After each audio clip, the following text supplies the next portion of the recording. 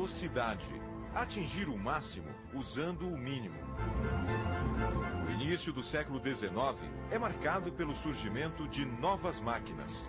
A busca pelo aumento da produção faz surgir novas tecnologias. Foi uma época de revolução pacífica e sem guerras. A Revolução Industrial. É o início de uma produção em série, e esse início se parte da ideia de que se eu colocar vários trabalhadores juntos no mesmo processo, eu faço com que essa produção aumente, eu vendo mais, eu obtenho maior lucro sobre aquele processo. O aumento da produção exige um aprimoramento dos meios de transporte. A locomotiva a vapor surge como um marco de força e velocidade. As coisas aconteciam em lombo de cavalo e carroça. Se você pensar em escoamento de produção, uma máquina a vapor escoava quase que toda a produção de uma fábrica numa viagem de trem. Essa é a grande vantagem. Ela vai entrar na linha de produção como uma tecnologia de ponta. Hoje elas são consideradas rudimentares, atrasadas e ultrapassadas. O trabalho com esses gigantes de metal é muito sacrificante. Mesmo assim, o século XIX tem seu ritmo ditado pelo som das locomotivas a vapor.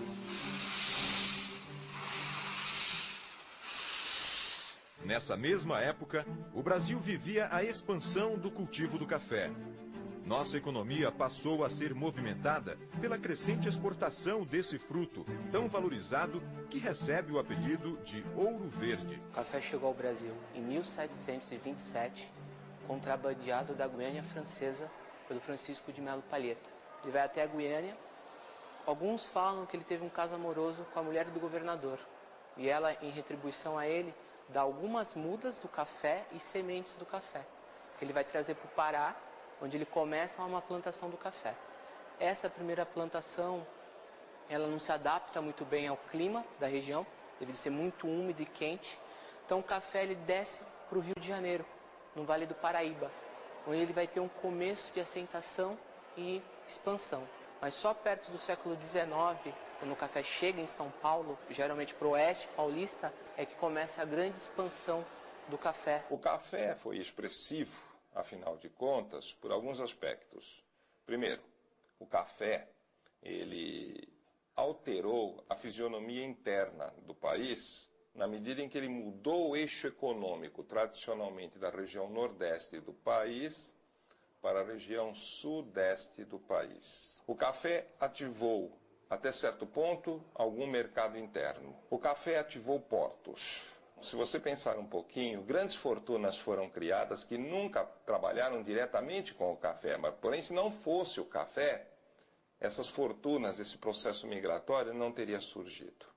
Então, o café embalou essa economia e, vamos dizer assim, até trouxe essas fortunas, trouxe essa urbanização. Por que precisávamos do trem?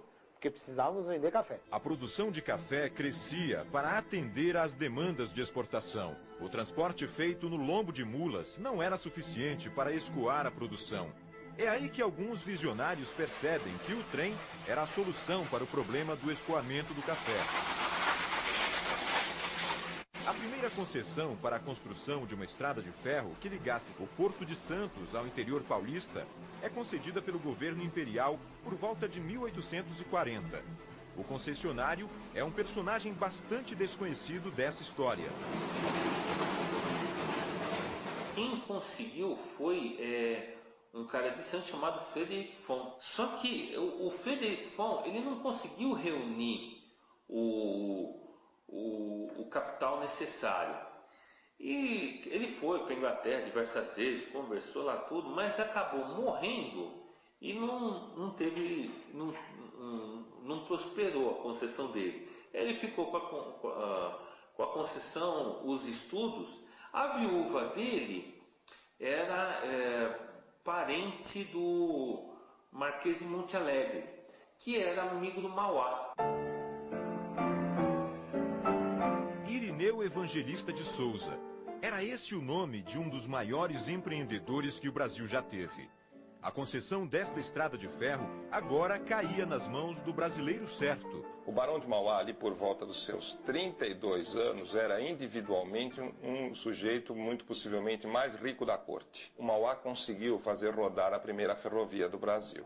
O Barão de Mauá atuou no setor financeiro. Há uma menção aí de que, se você considerasse assim uns 15 maiores fortunas do mundo na época, o Barão de Mauá estava naquilo. Mauá receberia uma garantia de juros sobre o capital investido de 7% anuais, 5% pagos pelo governo imperial e 2% pelo governo provincial. Mas ainda assim, essas garantias não eram suficientes. Como anteriormente já as pessoas não tinham que tinham tido essa concessão, não tinham conseguido reunir o capital necessário para a construção da ferrovia, ele sabia também que aqui no Brasil ele não conseguiria isso. Então ele vai para a Praça de Londres e ele consegue o capital necessário para iniciar a estrada de ferro. E ele utiliza o Barão de Rothschild, né, que era um dos financiadores do Brasil já nessa época, né, emprestava dinheiro para o Brasil, como testa de ferro dessa operação. E o Barão de Rothschild cobra 25 mil libras esterlinas para aparecer como testa de ferro nesse negócio. O projeto da estrada de ferro finalmente torna-se realidade. Está formada a The São Paulo Railway Company Limited, a SPR. O engenheiro responsável pela conclusão dos estudos foi James Brumley. Para o Brasil, é enviado Daniel Mackinson Fox, encarregado dos estudos locais. As obras são realizadas pela Robert Sharp Sons e tem seu início em 15 de maio de 1860. O marco zero é entre o Cais do Valongo e o convento de São Francisco, na região portuária de Santos.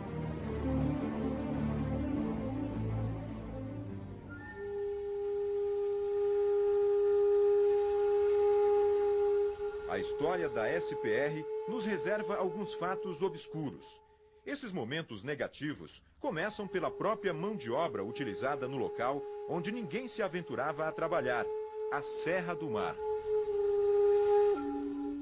Na concessão existia um artigo que proibia a contratação de escravos na abertura da estrada de ferro. Tá certo? Mas os ingleses também, eles tinham interesse na não utilização da mão de obra escrava, porque eles estavam vendendo capitalismo, tá certo? No entanto, o Robert Sharp, ele terceirizou esses serviços. E como que era feito isso? Os escravos não trabalhavam os 360 dias do ano, tá certo? Na lavoura. Eles tinham um período de entre safra. Nesse período de entre safra, o que os donos dos escravos faziam? Alugavam os escravos para trabalhar na serra, ou seja, nessa daí tanto o governo fazia vistas grossas como os ingleses, né? E essas informações estão contidas nos relatórios da Assembleia Legislativa aqui de São Paulo. Quando morria, por exemplo, um escravo, então estava lá o nome do escravo lá, Marcos, aí estava lá, escravo. Então estava escrito ainda que o cara ele era escravo, que ele trabalhava como escravo mesmo. Depois de 7 anos, com diversos acidentes e sacrifícios humanos, começa a operar a São Paulo Railway. A ferrovia é aberta ao tráfego no ano de 1867. Com diversas pendências, o governo não aceita a ferrovia como concluída, fato que só viria a ocorrer em agosto de 1868, quando as obras foram concluídas. A pressa da inauguração proporcionou histórias infames. Em 1865, houve aí um acidente pitoresco em que a locomotiva, haviam 2 locomotivas tracionando um trem com uma comitiva que ia inaugurar o trecho de Santos até São Paulo. E essa locomotiva, a segunda locomotiva, descarrilhou em cima da ponte do Tamanduateí. E aí o que aconteceu? Ela puxou os carros, os vagões que estavam atrás, descarrilhando também. E causou ferimentos no presidente da província, né? E é interessante que os convidados estavam aguardando a chegada do trem na estação São Paulo, ainda se chamava São Paulo. E havia um banquete no Parque da Luz, né, tudo. Quando chegou a notícia, né, todo mundo procurou correr lá para o local do acidente para socorrer, né, as vítimas. Um maquinista morreu. E todo mundo abandonou o banquete ali no Parque da Luz. No dia seguinte, lembraram do banquete lá e foram ver e estava intacto, né? Ninguém tinha mexido, nenhuma colher, nem nada, né? Tudo champanhe no copo, tava tudo lá, ninguém tinha mexido.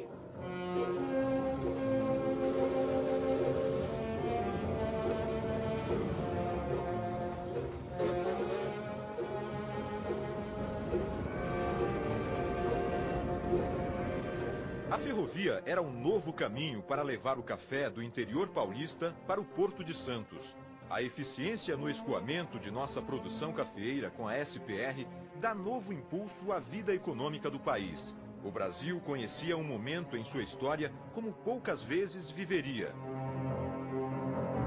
A economia brasileira atingiu um momento singular, porque o país tinha, vamos dizer assim, baixo endividamento. Os juros eram baixos e muitas vezes o endividamento era um endividamento no sentido do investimento.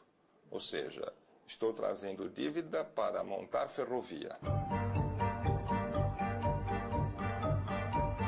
O antigo leito da SPR existe até hoje e é utilizado por trens de subúrbio e cargas. A equipe deste documentário decidiu realizar a viagem do café partindo de uma fazenda em Jundiaí em direção ao Porto de Santos. A fazenda foi no tempo de Barão de Café, né? A gente tem um relato aí do Barão de Serra Negra, que foi o título que ele recebeu, né? Que chamava-se Francisco José da Conceição. E essa fazenda foi uma fazenda muito grande, aproximadamente uns 3 mil alqueires na época, né? Era muito grande. Dom Pedro II geralmente presenteava essas pessoas que tinham título com terras, lógico, para plantar café e para ter retorno para o Império na época, né? E esse café era levado com mula, burro, colocava atrás, na parte de trás do animal, e ia levar lá na estação ferroviária Itatibense, uma estrada que vai ligar a Louveira, chamada Tapera Grande. Então ali existia uma estação chamada Tapera Grande, e de lá embarcado, passava em Jundiaí, né, na Companhia Paulista, e ia direto para o Porto de Santos. No início desta viagem, nota-se uma curiosidade no ponto extremo da SPR. Jundiaí foi uma decisão estratégica dos ingleses. A concessão da SPR era até a cidade de São João do Rio Claro. A partir daí, era praticamente era o limite da viabilidade de se enviar cargas para Santos. E os ingleses chegaram em Jundiaí e perceberam o seguinte: mesmo que a indústria agrícola se desenvolva bem, não vai ter ninguém que vai conseguir fazer a transposição da Serra do Mar, que era a obra de engenharia mais difícil. E por que não conseguiria? Porque precisaria de muito dinheiro. Então eles chegaram em Jundiaí e falaram: bom, nós vamos ficar por aqui, nós não vamos até São João do Rio Claro. Os ingleses sabiam, falaram: bom, para chegar no Porto de Santos, qualquer ferrovia que seja construída vai ter que passar por nós aqui. Na estação de Jundiaí, a SPR recebia cargas vindas de 2 ferrovias, a Companhia Paulista e a Companhia Ituana, posteriormente adquirida pela Estrada de Ferro Sorocabana, além das cargas trazidas por tropas das fazendas próximas. Anos mais tarde, por intermédio da Paulista, ainda receberia as cargas de outra grande e importante ferrovia, a Companhia Mogiana das Estradas de Ferro. Era o princípio do monopólio de acesso ao Porto de Santos.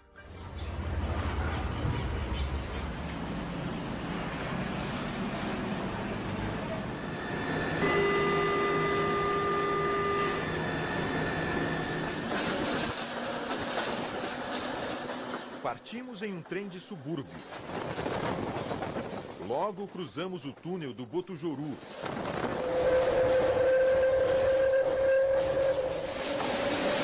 A Serra do Botujoru era o último grande obstáculo a ser transposto para se atingir Jundiaí.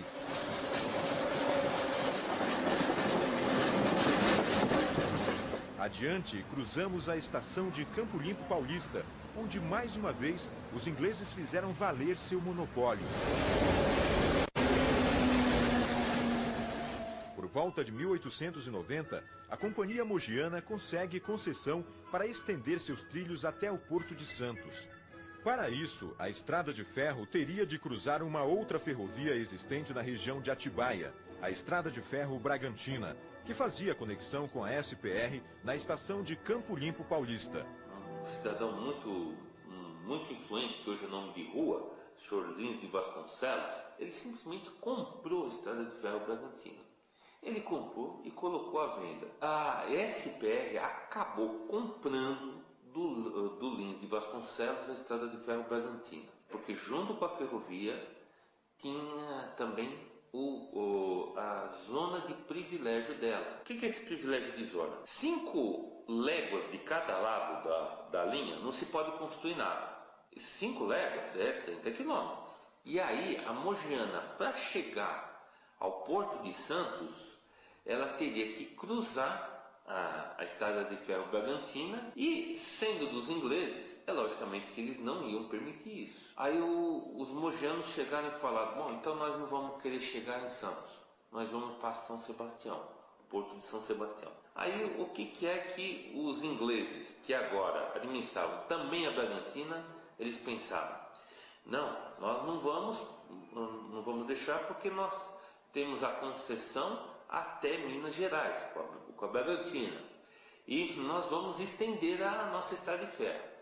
Lógico que você estendendo a Bragantina, você ia obstruir qualquer caminho para o Porto de São Sebastião também. Eles não queriam estender a linha principal, pararam em Jundiaí, e queriam estender vamos dizer assim, uma ferrovia pouco expressiva.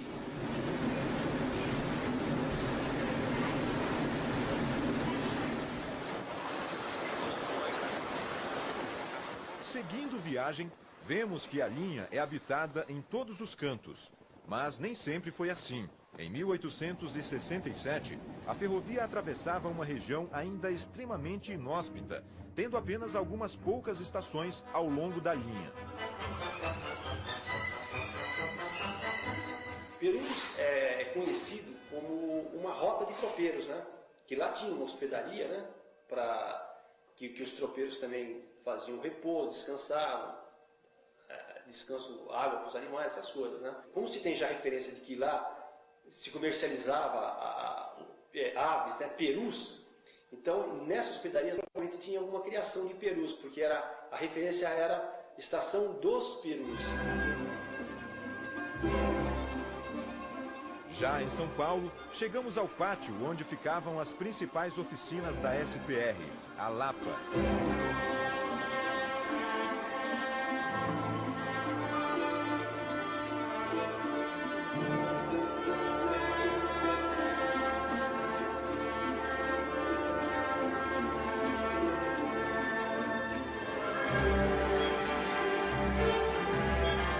Paralelamente, vemos o leito de outra antiga ferrovia, que deve muito de seu crescimento a favores concedidos pela SPR, a Estrada de Ferro Sorocabana. Os ingleses concederam a Sorocabana uma exceção em sua zona de privilégio, permitindo o direito de tráfego paralelo entre as estações da Lapa e do Brás.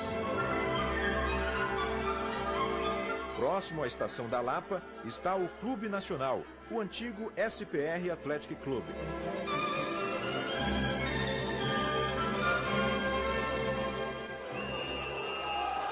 O futebol no Brasil começou pelas mãos inglesas, através de um personagem muito conhecido entre os amantes do esporte. Um engenheiro da ferrovia de nome John Miller. Era o pai do Charles Miller. O Charles Miller, vindo da Inglaterra, né, com os equipamentos de futebol, regras, essas coisas, fez a primeira partida de futebol entre a SPR, São Paulo Railway, e a Companhia de Gás, né, que é próximo, e foi vencida pela SPR por 4-2. Originalmente, o nome do clube era São Paulo Railway Athletic Club, mas com a nacionalização da ferrovia em 1946, precisou mudar de nome. Naquela década de 40, a partir de 45, 46, São Paulo, a cidade de São Paulo, né, e a região metropolitana de São Paulo, vamos dizer que era o ABC na época e tal, começou o seu boom, já era uma zona industrial, também com muitos empregos e tal, que começou a atrair gente do Brasil todo, né? Então eles falaram assim, pô, nós vamos pôr o nome de Nacional, porque esse pessoal que está chegando para cá, eles podem ter um clube e torcer por esse clube. Nacional era um clube, assim, um nome que iria abranger todas as pessoas que aqui chegassem do Brasil. Mas realmente faltou bala na agulha, né? O marketing na época faltou dinheiro, etc. Não puderam fazer essa expansão total, né? E manteve as cores, né? Que as cores do Nacional é azul, branco e vermelho, que são as cores da bandeira da Inglaterra, né? A origem é inglesa, né? Por isso que ele é azul, branco e vermelho, né?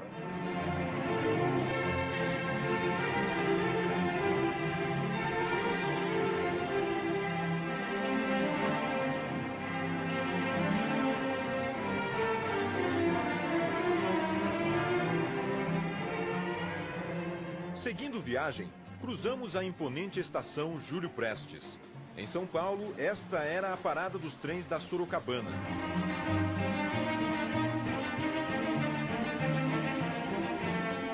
Também resultado de um acordo com os ingleses, ela se localizava próxima aos trilhos da SPR para facilitar o translado de passageiros.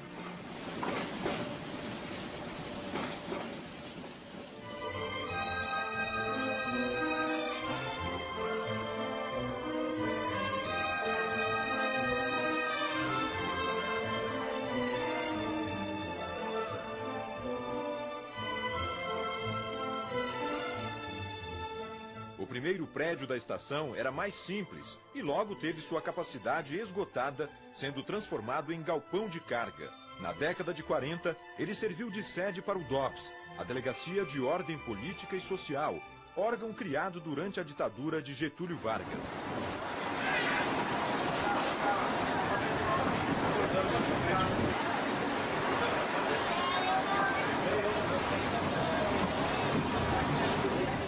Nossa viagem finalmente chega à esplendorosa Estação da Luz.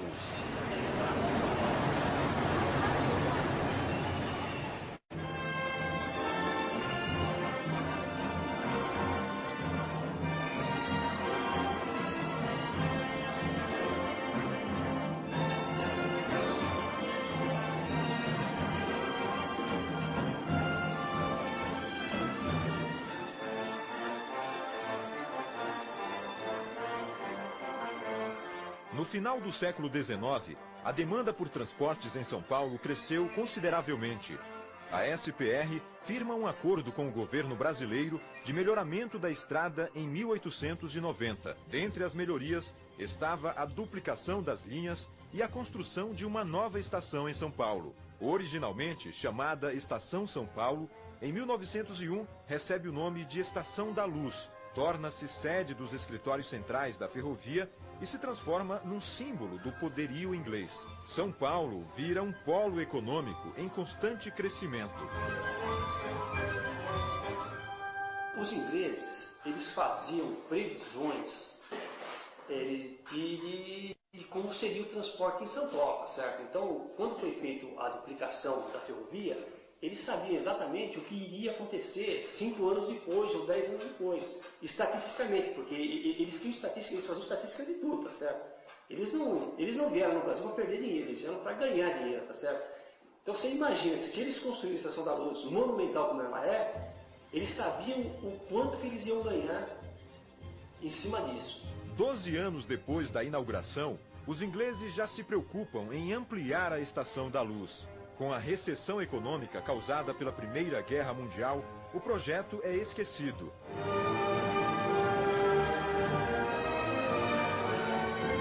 A estação ainda foi palco de uma cena trágica na história da ferrovia. A concessão dos ingleses, que durava 90 anos, acabaria em 7 de novembro de 1946.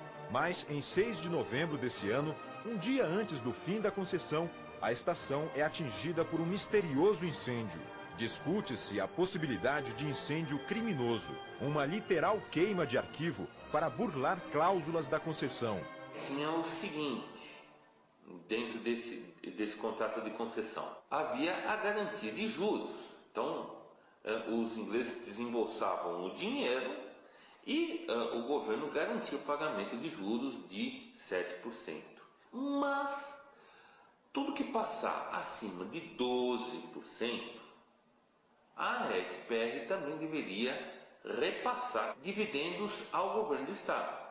Então, daí todo o interesse em mocosar qualquer informação. Mas é comprovado que se chegou há alguns anos aí a 25% de renda sobre o capital. A SPR foi a ferrovia inglesa mais rentável do mundo. Ela foi das ferrovias abaixo da linha do Equador a mais rentável do mundo. Ela tinha uma das densidades de tráfego maiores do mundo. Você sabe o que significa SPR? SPR? SPR? Eu não sei. Você já ouviu falar da São Paulo Railway? Não. São Paulo Railway. Também não conhece. Você já viu nos adornos aqui da Estação da Luz, está escrito SPR?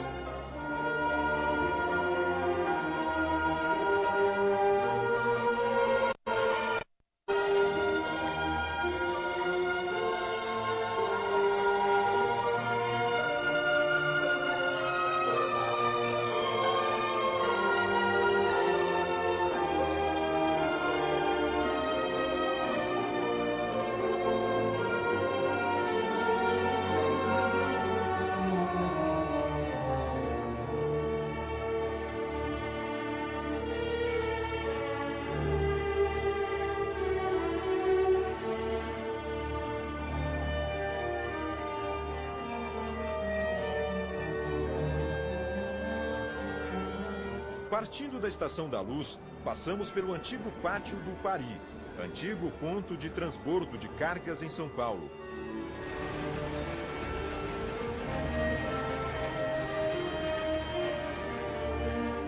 A Estação da Luz, ali onde ela é hoje, já tinha ficado saturado aquele local. Eles não tinham mais aonde armazenar as mercadorias que chegavam no interior. E foi feito um estudo para a construção de um entreposto para São Paulo.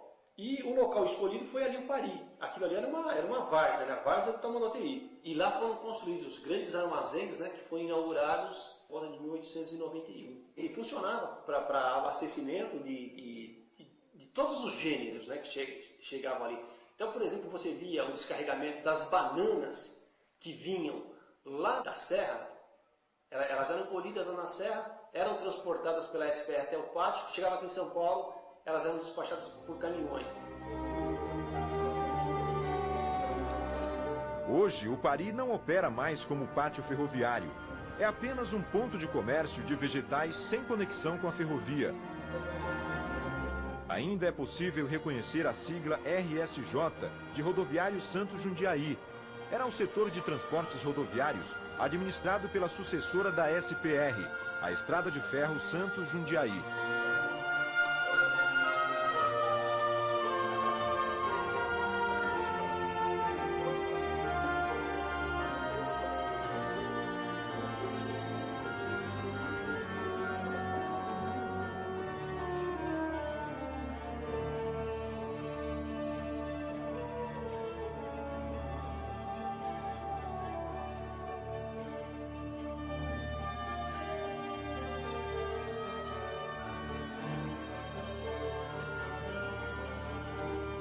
Pouco à frente do Pátio do Pari, cruzamos a estação da Hospedaria dos Imigrantes.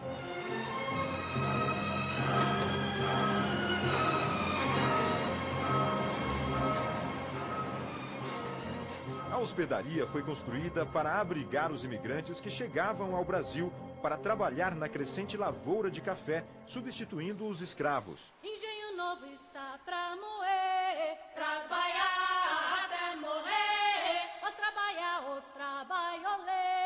trabalhar até morrer. Em 1888, foi decretada a Lei Áurea, que abolia a escravidão. Os imigrantes seriam os substitutos. Trabalhar até morrer. A partir de 1880, começa a haver uma preocupação muito grande porque as fazendas começam a se desorganizar de fato. Aí você começa a ter uma discussão um pouco mais séria sobre o que fazer, e em 1885 é fundada aqui em São Paulo a Sociedade Promotora de Imigração.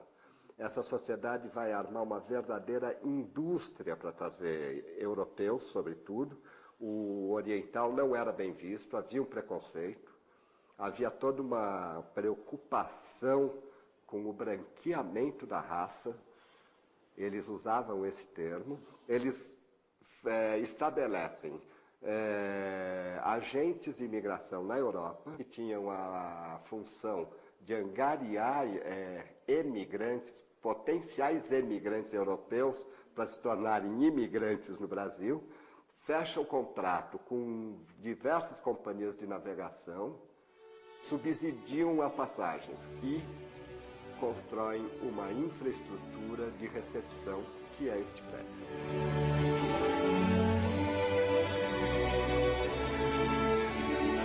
Os imigrantes sofreram muito no Brasil. O tratamento ainda não era muito diferente daquele dado aos escravos. Eles eram vistos apenas como mão de obra barata. No começo, os imigrantes ficavam aqui no pátio e vinham os fazendeiros ou os seus prepostos contratar os imigrantes. Mas acabou tendo uma série de denúncias e maus tratos desses imigrantes. A ausência de diferenciação entre o que era um trabalho livre e assalariado e o que era um trabalho escravo. Então, a casa do colono, para o fazendeiro, era como a senzala. Está nas minhas terras, é minha, eu entro a hora que eu quiser, sem bater. E começa a haver uma série de denúncias na Europa, não vai para o Brasil, começa a haver não vai para o estado de São Paulo, uma certa contra-propaganda. Porque eles substituíram o grilhão de ferro que eles punham no pé do tornozelo do escravo, eles substituíram por um contrato de dívida com a passagem. Mas ao chegarem, os imigrantes eram recepcionados de modo a parecer o contrário. Chegavam de trem pelos trilhos da SPR à hospedaria e aqui recebiam toda a assistência necessária. Mas os imigrantes eram vistos com grande preconceito pela sociedade. Fato confirmado quando se opta por construir o prédio da hospedaria longe do bairro da Luz. O presidente da província, na época, quando já comprou esse terreno, ele diz que ali, a Luz, era o bairro que mais se prestava ao aformoseamento da cidade. E nas entrelinhas fica colocar imigrante num lugar onde as elites da cidade estão investindo, não é de bom tom. Os imigrantes foram essenciais para o cultivo do café. Eles representavam um número muito grande em São Paulo e tiveram enorme importância no desenvolvimento do país. Era uma verdadeira desova, pega no porto e larga aqui dentro. O primeiro registro que tem aqui é de um português, o último é de um coreano. A hospedaria dos imigrantes hoje está tombada como patrimônio histórico. Aqui também encontramos preservadas algumas relíquias da antiga SPR, graças aos esforços da Associação Brasileira de Preservação Ferroviária, a ABPF.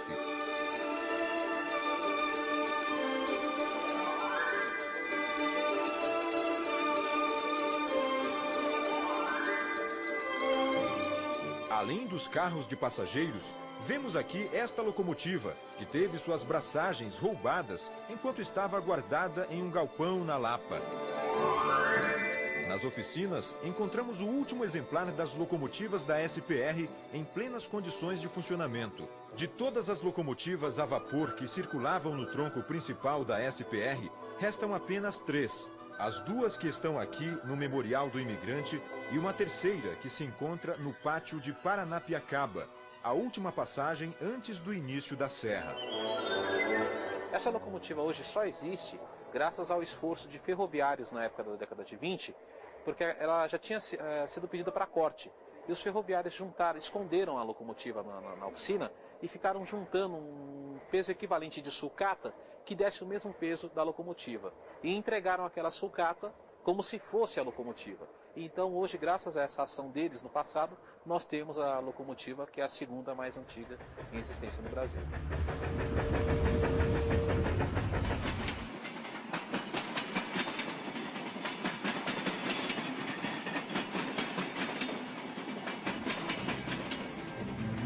Saindo do Memorial do Imigrante, cruzamos agora locais que nos mostram a importância da SPR no início do processo de industrialização de São Paulo. A partir da estação da Moca, passamos por diversos pátios e galpões de fábricas que hoje se encontram, em sua maioria, abandonados ou desligados da ferrovia.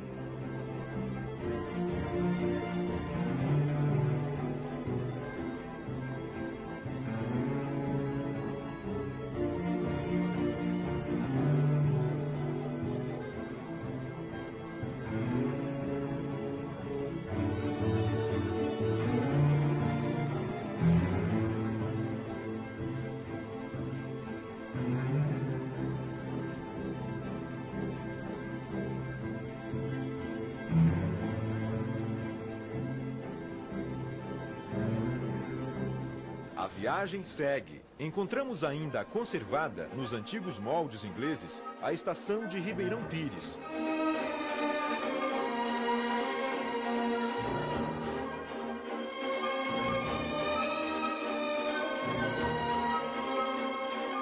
Agora, a ferrovia começa a deixar a civilização. Aos poucos, adentramos regiões desabitadas e cercadas de vegetação. Chegamos em Rio Grande da Serra. Estação terminal Rio Grande da Serra. Uma estação que também foi mantida nos moldes originais.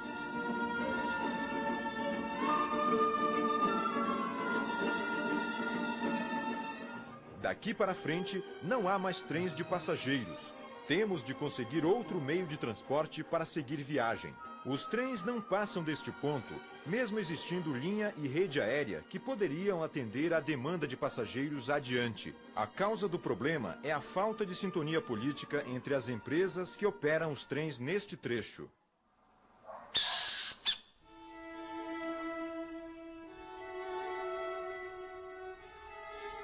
A partir daqui, passamos a registrar as imagens mais tristes do que sobrou da antiga SPR. A primeira delas é no pátio de Campo Grande, onde se localiza a estação de passageiros abandonada. Uma antiga estação, já do período da administração federal, que fica solitária no caminho das locomotivas.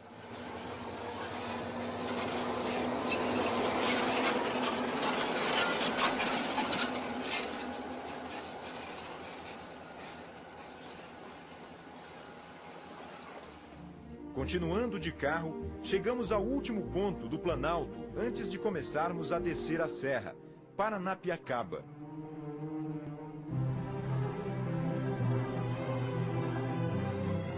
Desde a época do descobrimento do Brasil, o maior desafio da viagem entre o Planalto e o litoral era a transposição da Serra do Mar. Vários caminhos foram construídos, mas nenhum deles eficiente o bastante. O caminho do mar sempre foi um desafio, século XVI, XVIII é o maior desafio. Por que que o XVIII é o maior desafio? Porque o século XVIII é o século da agricultura de São Paulo. Se faz ponte, se coloca pedra e a chuva e o desbarrancar da serra destroem todo esse caminho. Em 1790, por iniciativa do governador-geral da província, Bernardo José Maria de Lorena, é construída na serra uma estrada calçada com pedras, a Calçada do Lorena. É uma descida íngreme, difícil, não era uma passagem fácil. Mesmo com essas melhorias com os animais, era uma subida lenta e difícil, porque no meio da mata chove e forma muito musgo, escorrega. Ainda numa tentativa de melhorar o trânsito na serra, é construída uma estrada para veículos carroçáveis, o Caminho da Maioridade, nome que homenageava a maioridade do imperador Dom Pedro II. Havia curvas que até hoje estão lá, a chamada Curva da Morte, no tempo do automóvel, quando começamos a usar, ela chamava Curva da Morte, porque ela realmente era muito difícil. Foram feitas melhorias, mas ela sempre continuou horrível. Naquela época da construção era muito pior a curva, então no começo não passavam. Os carros não conseguiam subir, havia rampas excessivas. Todos esses caminhos se apresentavam como soluções, mas a serra se impunha e a natureza vencia. As pessoas fugiam, os trabalhadores fugiam todos. Eles traziam mão de obra, a mão de obra desaparecia, ninguém parava ali. Quem escorregasse morria assim, os animais caíam. Certamente havia acidentes desse tipo. Depois de mais de 300 anos e diversas tentativas frustradas de cruzar a serra com segurança, é finalmente inaugurado o primeiro funicular da SPR, a forma mais eficiente de transpor a Serra do Mar. Quando foi idealizado o primeiro sistema funicular, qual é a ideia?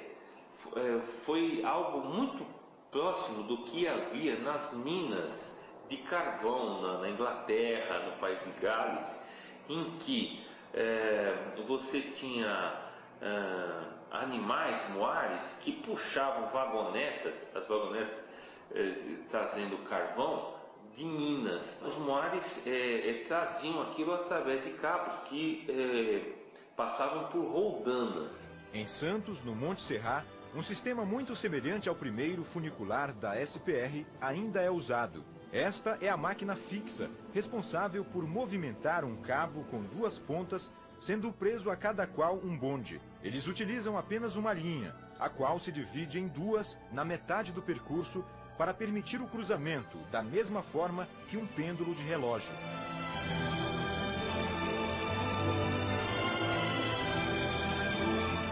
O funicular da SPR utilizava este mesmo princípio. O veículo preso à ponta do cabo era o serra-breque, um vagonete sem motor dotado de um poderoso sistema de freios.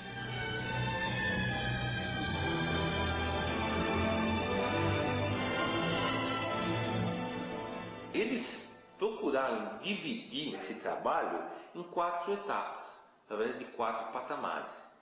Em cada patamar tinha uma máquina fixa, e que era responsável por aquilo que a gente chama de um plano inclinado. A operação do funicular foi muito difícil. O terreno na serra é instável, o que ocasiona grandes deslizamentos.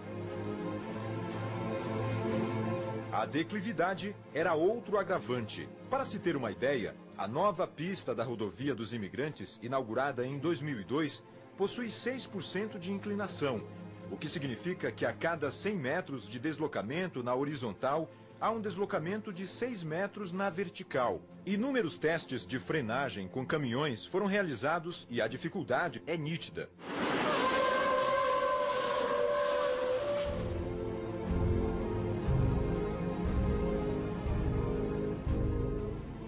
O funicular da Serra da SPR apresentava 10% de inclinação. Se considerarmos que um caminhão tem dificuldades de frenagem em um plano com 6% de inclinação, o que dizer de um trem trafegando em um plano com 10% de inclinação?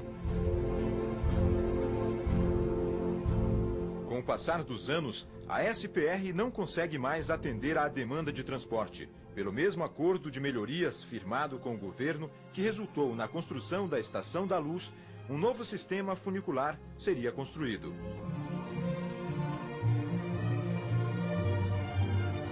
Minimizaram a rampa, então que era de 10% passou a ser 8%. Maximizaram a potência das máquinas fixas, e de 150 cavalos passou a ser 1000 cavalos. Aumentou-se o número de planos inclinados, que de 4 passou a ser 5. Permitiu com que houvesse condição de transportar mais carga, a uma velocidade maior. No novo sistema, o cabo de aço saía da máquina fixa no patamar superior, passando por uma polia de retorno no patamar inferior, formando assim um looping. Utilizava-se agora o locobreque, uma pequena locomotiva que podia se prender ao cabo em qualquer ponto através de um sistema de garras que possuía na parte de baixo.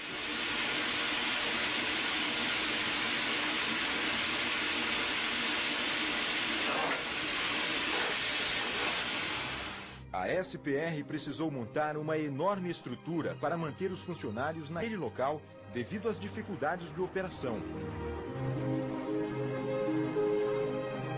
A empresa investiu na construção de uma vila inglesa, com boas condições de habitação, lazer e infraestrutura. A construção da estação deu à vila o nome de Paranapiacaba.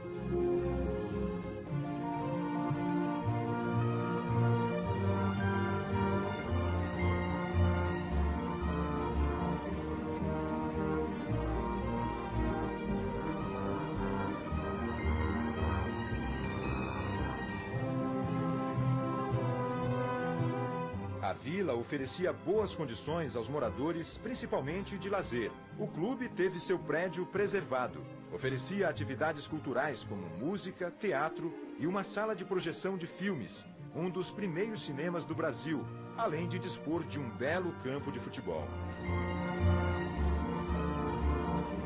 Outro destaque de Paranapiacaba era o sistema de captação de água, tanto para as máquinas quanto para os moradores.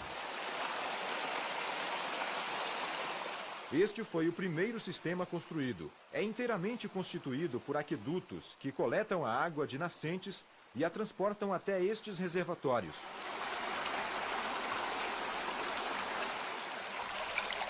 Com a construção do novo funicular e a ampliação da vila, outro sistema de captação de água é construído.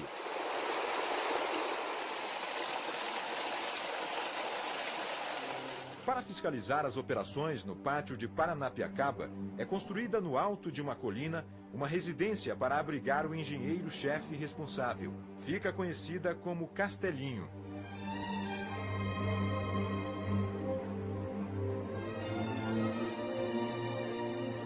Toda a pequena vila é envolvida por um agradável clima de nostalgia. Aqueles que não testemunharam essa época sentem saudades de um tempo que nunca viveram. Esses anos de ouro da SPR estão na memória de poucos. Aí é que está a coisa mais engraçada, a minha morada lá. Tinha os cômodos de madeira que tinha empregados que dormiam lá. Então, onde estavam, dormia um guarda-trem, um tirador de listas que formava os trens, que tirava listas de vergonha, e um conferente. Fazia tanto calor, quando fizesse calor, fazia tanto calor que tinha uma porta, tinha uma tampa que fechava no meio daquela sala, e a gente botava os colchões perto assim para poder dormir. Mas, velho, eu botei o meu colchão lá, levei o colchão daqui, levei o colchão lá. Quando foi um belo dia, eu vi o camarada, ele tinha cama de patente, ele tem aquelas molinhas de rosca. Eu vi ele enfiando o colchão e puxava fora. O que está fazendo? Percevejo, rapaz. Veja onde é que foi parar. Então a gente chegava lá, eu pequenininha, né? Não queria ficar, queria voltar lá com a minha avó para Portugal. Meu pai pegou os passaportes meu da minha mãe, rasgou. Porque aí não tinha mais jeito de voltar, né? Você vê que a casa do engenheiro-chefe, ela tem janelas para todos os lados, lá no Planalto, né? Lá em cima. E de lá o inglês vigiava tudo. Ele sabia de tudo que se passava. E então ele era um homem que todo mundo tinha ele assim com muito medo.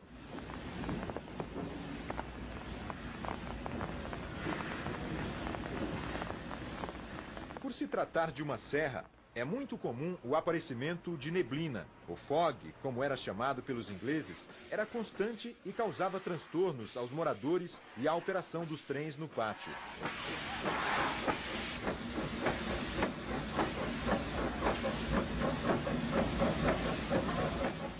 Falando para você que eu trabalhei, uns 3 meses mais ou menos. Se eu te contar para você, nesses 3 meses, eu vi o sol uma vez que eu me machuquei e vim para São Paulo para o médico. Só esse dia que eu vi o sol aqui, porque lá não via o sol não. Era uma garoa dia e noite, dia e noite, dia e noite. É um negócio fora de série. Nós estávamos na Vila Nova e nós não conseguíamos enxergar as casas. Tinha que descer do carro, do Fusquinha, e o Fusquinha era vermelho, era para ver, né? A gente não se via nem o Fusquinha. E falava, vem, vem, vem. E quando chegou para atravessar os trilhos, em Campo Grande ali, está saindo de Paranapiacaba, passa nos trilhozinhos que tem, você deve conhecer. Eu desci e fazia sinal para o meu marido que viesse. Olha, parece mentira contar, mas eu não enxergava o carro. Eu enxergava os faróis muito mal. Quando eu ia na escola, a cerração era tão intensa que a gente, quase da colega do lado, a gente não enxergava. A antiga Serra Velha teve seu leito convertido para o sistema de cremalheira com tração elétrica em 1974.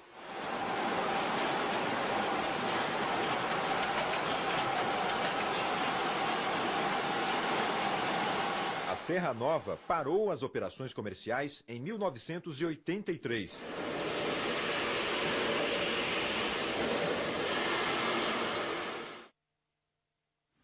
No final da década de 80, houve uma tentativa de exploração turística da linha até o 4º patamar, mas sem sucesso. O trecho se encontra hoje abandonado.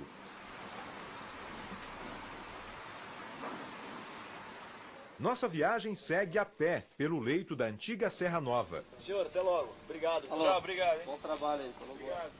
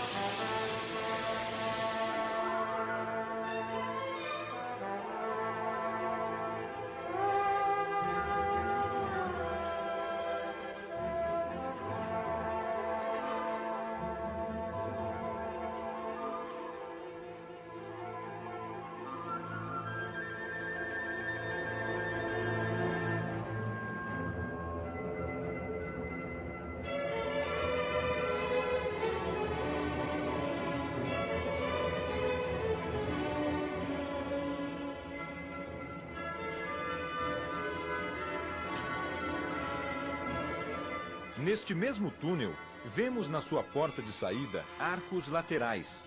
Eles dão uma beleza especial ao túnel, mas foram construídos para sustentar o terreno após um grande deslizamento de terra que ocasionou a morte de diversos funcionários.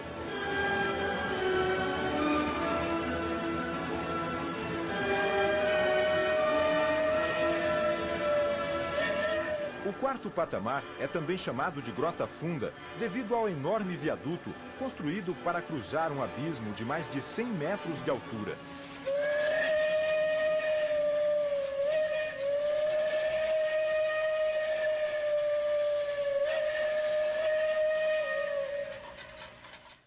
A minha mãe começou a fornecer marmita. Aí que era o sacrifício, né? Então tinha que entregar nos patamares, na grota. Eu não sei como é que é hoje os Ducobleck, mas naquele tempo era lenha. A gente vinha subindo no patamar e eu vi um monte de cinza, pensei que estava fria, porque eles despejavam todo dia de manhã ali. Eu enfiei a perna, queimei a perna toda. Isso eu nunca vou esquecer, porque agora há poucos anos que saiu a marca da perna.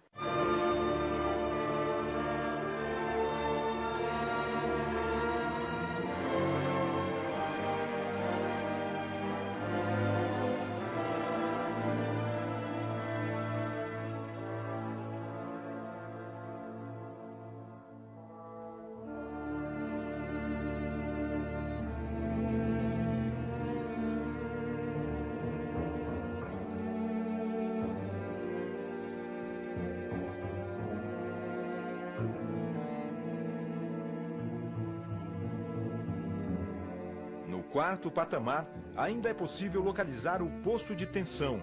É um compartimento subterrâneo que abriga a polia de retorno do cabo da serra. Esta polia fica presa a um contrapeso de 10 toneladas, que tensiona o cabo, evitando que ele trabalhe com folga. Durante a maior parte da viagem, é possível visualizar o leito da antiga Serra Velha convertida em cremalheira. Conseguimos ver daqui o novo viaduto da Grota Funda, feito em concreto. O antigo era uma verdadeira obra de arte.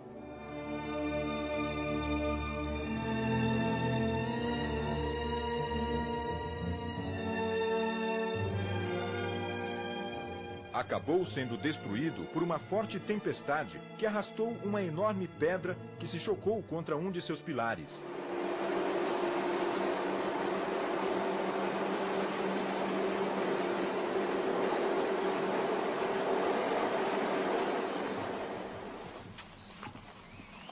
Descendo pelos trilhos, vemos ao longo da linha vestígios de residências completamente tomados pelo mato.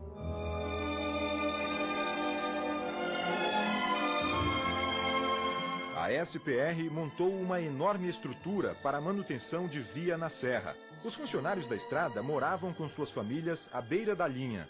Era uma verdadeira cidade localizada no meio da Serra do Mar. Quando eu era menina, o inglês, de 4 em 4 anos, ele mandava os pintores. Então eles vinham com o maçarico. Tinha um maçarico, assim, a querosene, né? Aquele maçarico queimava toda a tinta de toda a parede, que é pinho de riga, toda a madeira da Casa da Serra, e de Paranapiacaba também, né?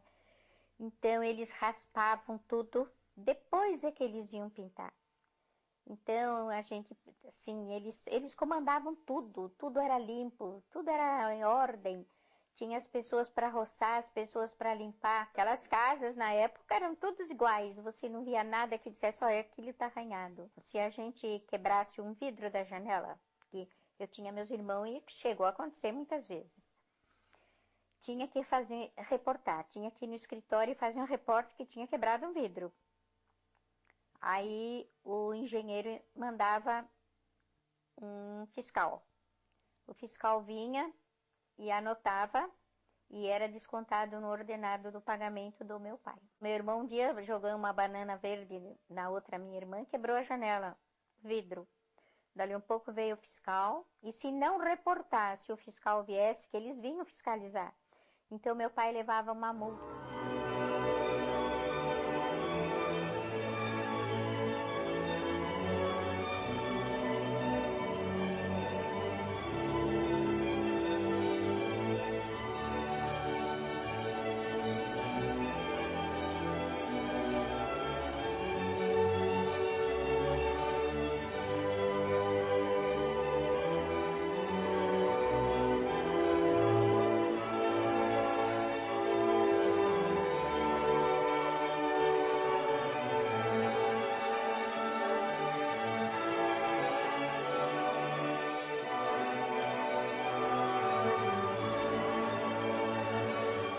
Usando a casa de máquinas como abrigo, levantamos acampamento para continuar a descida no dia seguinte.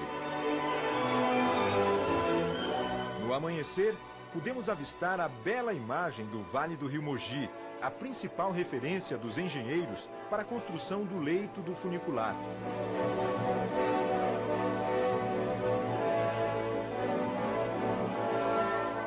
O caminho fica cada vez mais complicado. Só conseguimos saber que ainda estamos no caminho certo pela presença do cabo.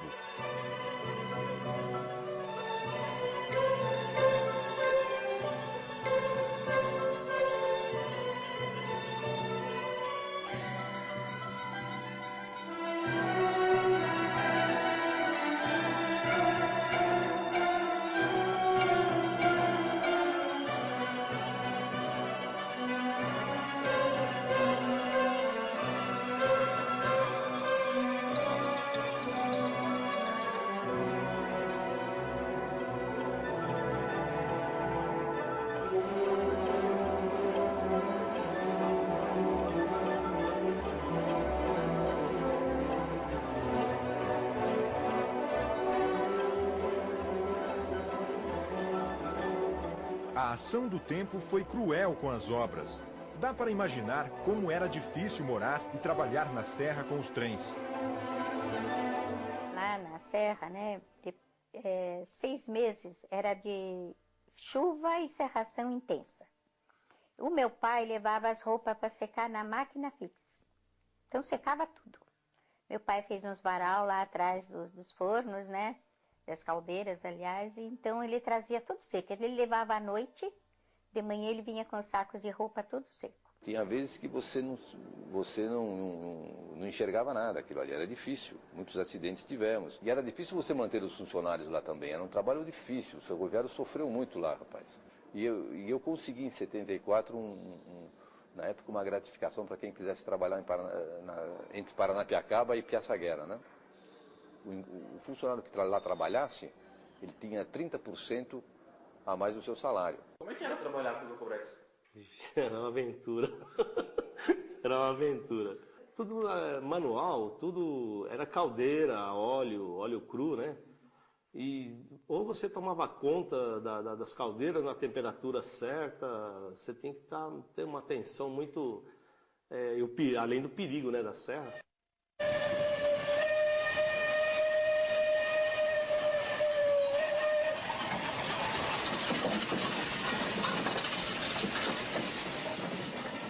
A gente na serra tinha que estar com atenção na linha, porque um estava trabalhando, tinha homem que trabalhava nas polias.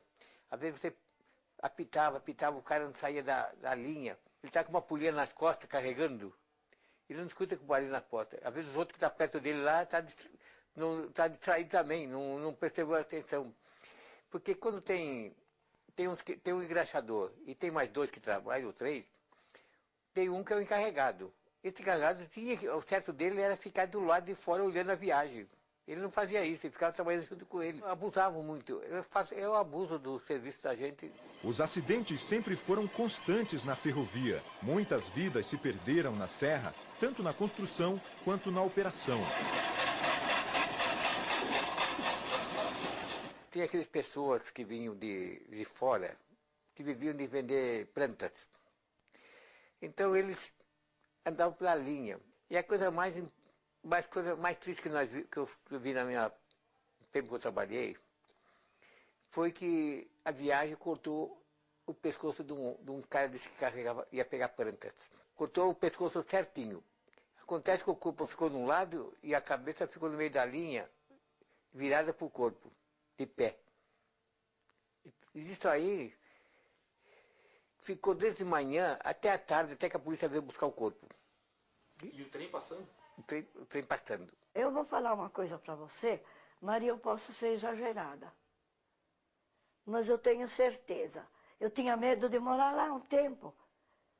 Fiquei doente. Toda semana tinha um. Vira e mexe a gente via, Deus que me perdoe, a pessoa, quando o trem pega, fica sacudindo, sabe? Isso eu vi, viu? Que Deus...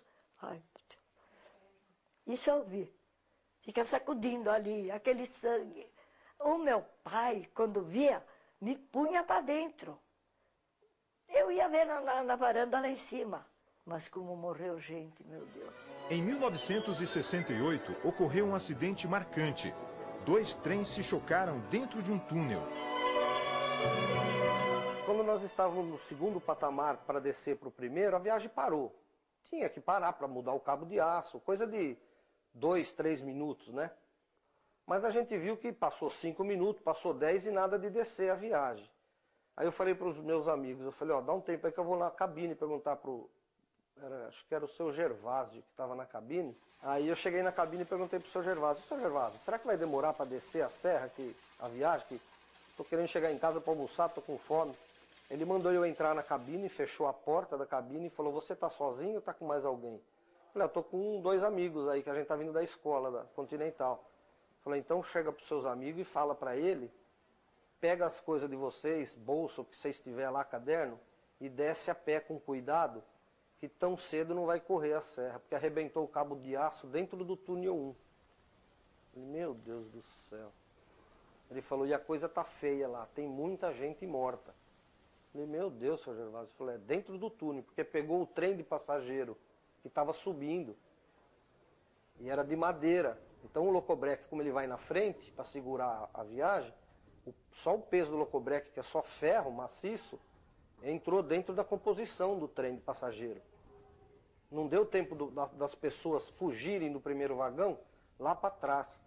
Tanto é que nem dava, se eles fugissem tudo lá para trás, porque pegou os 2 vagões de madeira.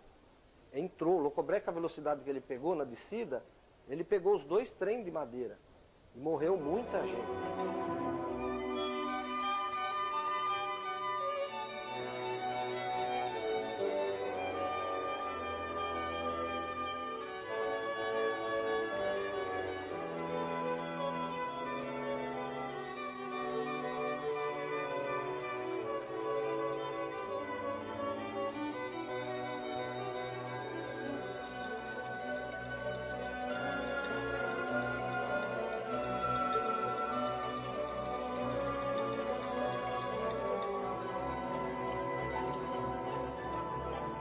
Agora deixamos a Serra Nova para trás.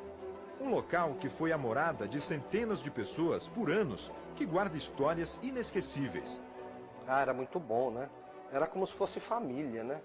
Um na casa do outro, não tinha essa de chegar lá e a pessoa não receber a gente, não deixar entrar, porque todos os ferroviários tinham filhos. E todos eram amigos, né? Era muito bom o relacionamento da gente lá na Estrada de Ferro. Em Paranapiacaba, a estação, que era uma relíquia, né, que depois ela pegou fogo em 1980, então tinha o passeio do vai e vem. Então as moças iam para um lado e os rapazes vinham para o outro. Eles só se encontravam, mas não podiam estar juntos. É verdade. Quando eu ia na segunda-feira na escola, eu já era mocinha, né, já tinha meus 12 anos.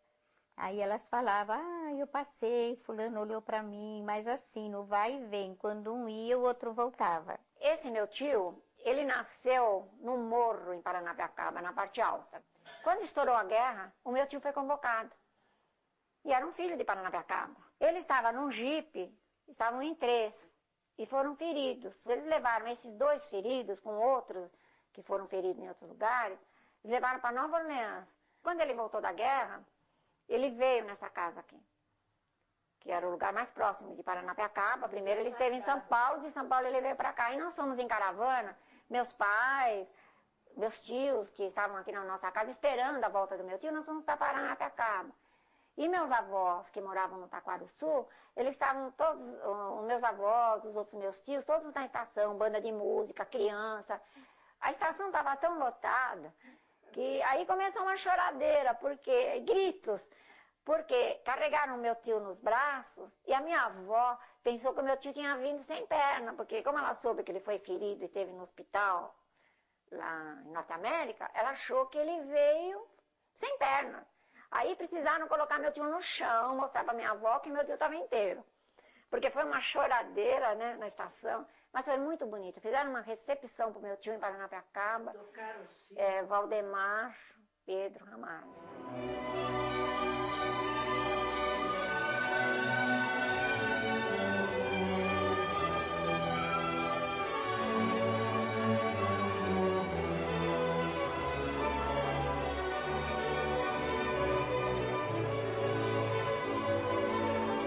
Eu roubava muita caixa de fósforo da minha mãe e estendia os palitos na linha do trem, distância de meio metro cada palito, para quando a viagem vinha, eu punha no trilho do trem o palito. Quando a viagem descia, parecia uma metralhadora, sabe? Ia ficar que nem um bobo com uma varinha de madeira, fingindo que era eu que estava dando tiro. Eu entrei na Estrada de Ferro por imposição do meu pai. Meu pai era ferroviário e achava que filho de ferroviário tinha que ser ferroviário. Eu estava desempregado, falei, vai fazer um teste. Fui, assim, displicentemente, passei. Fiquei 2 anos e meio. Aí me mandaram embora, falei, já me livrei, já fiz a vontade do meu pai, agora me livrei. O meu pai não reagiu da melhor maneira. Saí, ficou bravo uns dias lá, mas depois passou, depois passa. Mas ele achava que filho de ferroviário tinha que aposentar na Estrada de Ferro.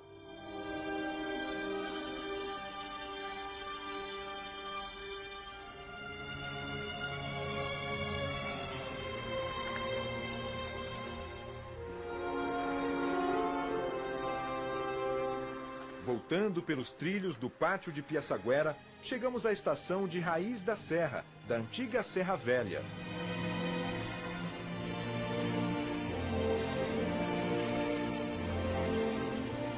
É fácil perceber o tamanho do desafio que a SPR se colocou a enfrentar no século XIX e venceu.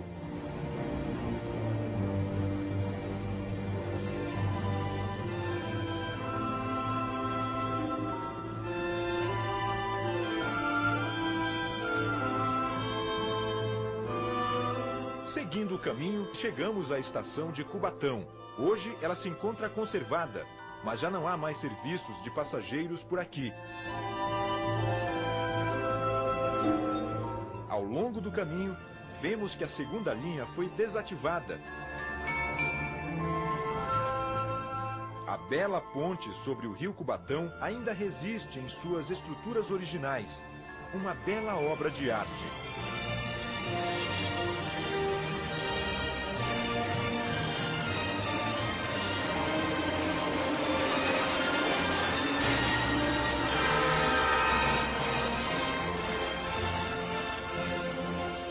A ferrovia segue por uma grande reta até chegar próximo ao cais do Porto de Santos, onde se encontra a estação do Valongo, o ponto final de nossa viagem.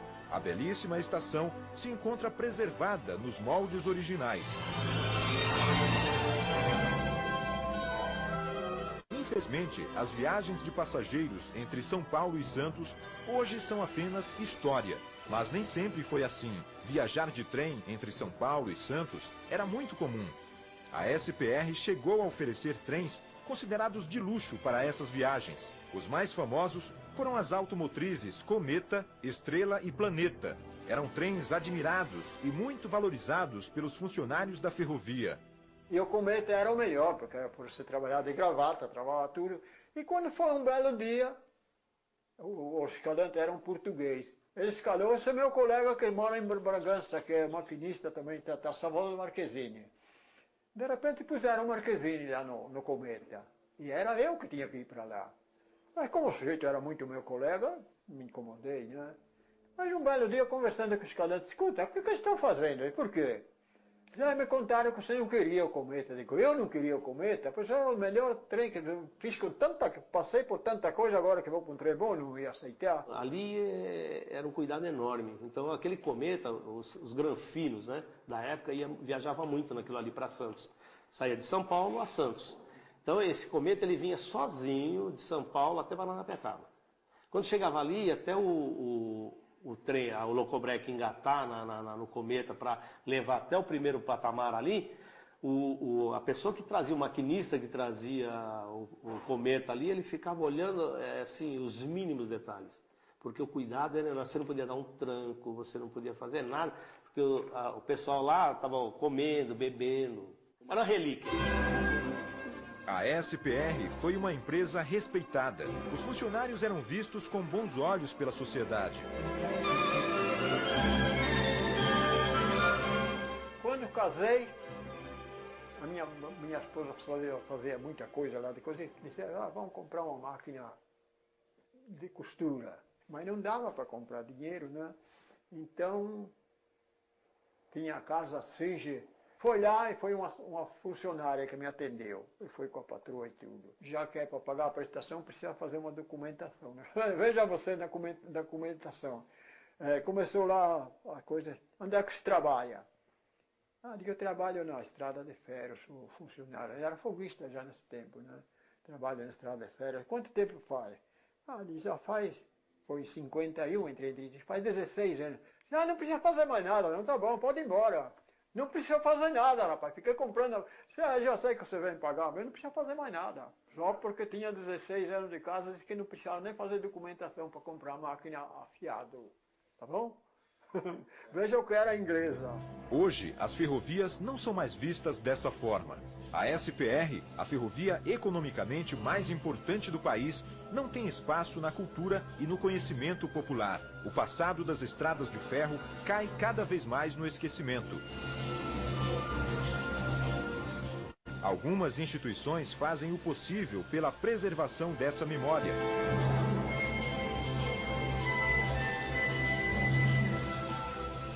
temos hoje uma geração que se prende em tecnologia de ponta, onde as pessoas não acham tempo e não são motivadas a visitar museus, a procurar a sua história, o do seu povo, como surgiu tudo.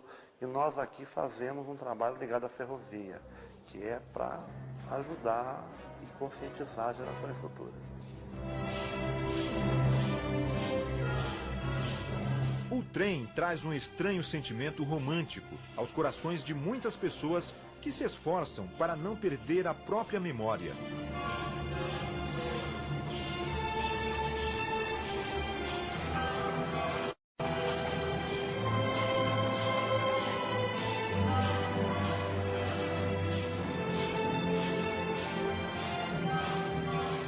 A família comprou, um primo meu comprou uma locomotiva, que é a número 50, que você já deve ter visto aí.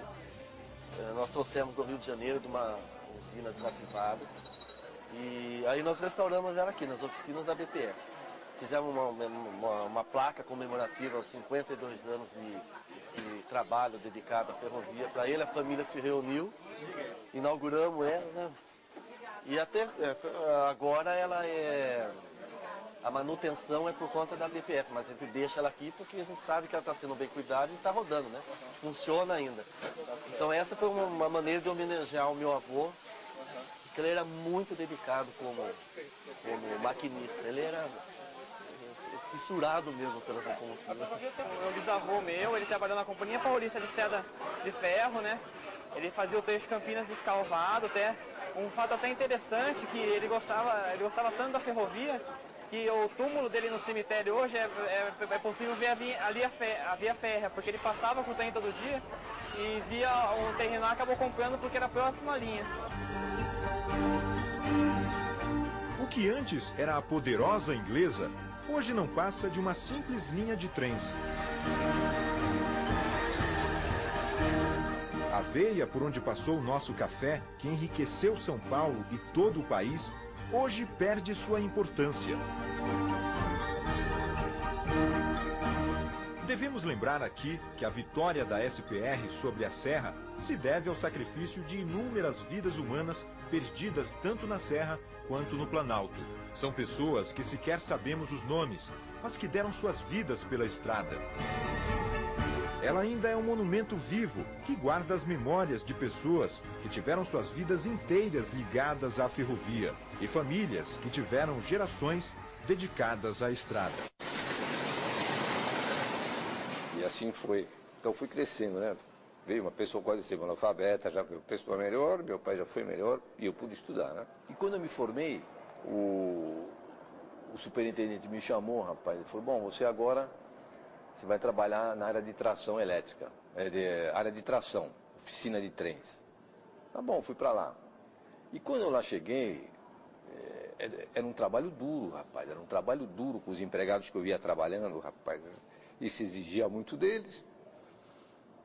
Na hora de uma refeição, de um almoço, a gente ia ver que os caras estavam comendo, rapaz, os caras comiam uma panelinha de arroz com a linguiça e tal, e pau nos caras, troca, motores, não sei o quê. Aquilo eu cheguei em casa e falei, eu não vou trabalhar mais lá não, eu vou sair dessa empresa aí. Isso aí pra mim não dá. Como não dá? Pô, não dá. Esse ambiente aí não... Pô, eu não sou pra comandar um pessoal desse. Porque desde pequenininho, rapaz, eu convivi naquele ambiente da ferrovia, com o meu pai, não é? Com o meu avô, no clube. Eles eram de uma categoria mediana, não é? E eu vivia com aquelas pessoas que eu convivi, que depois eu fui ser chefe dessas pessoas.